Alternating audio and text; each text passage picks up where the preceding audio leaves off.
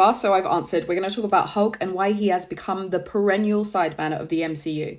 Now, at first glance, it doesn't really make sense, right? He's got the muscles, he's got that organic green glow, and he's got the ability to toss you around either a battlefield or a bedroom, whatever you're into. So why isn't he our leading man?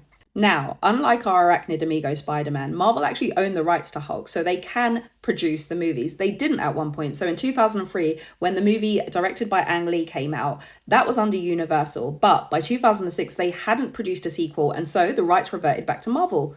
So where's the problem? Mommy and Daddy are fighting.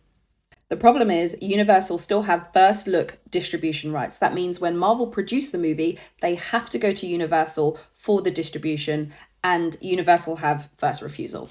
This means that Universal can distribute and choose which theatres it's shown in, how it streams, which networks are approached, digital, everything. And obviously, they're going to take a big cut of the box office. So they didn't quite come to a custodial, amicable agreement, right? So Marvel are producing these movies and they're like, well, we can just put him in movies with other characters and distribute it ourselves. They didn't want to make these solo movies and give it over to Universal, give them a shed load of money for doing nothing or doing something that they felt they could do better themselves.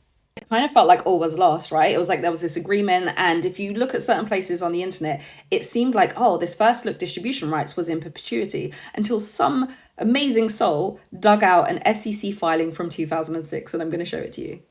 So the first thing that you have to be aware of that it states is that Universal Studios has agreed to distribute Marvel films, The Incredible Hulk, and sequels on essentially the same terms as those on which Paramount has agreed to distribute the other films financed and produced under the film facility. That's the first part.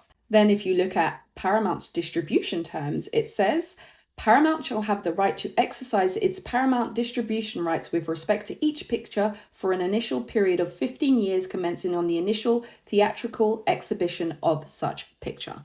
So the forums and the rumor mill online is buzzing because 15 years after 2008, the last Hulk movie is June 2023. That means we could be looking at a World War Hulk. Who knows? So you're going to have to watch this space.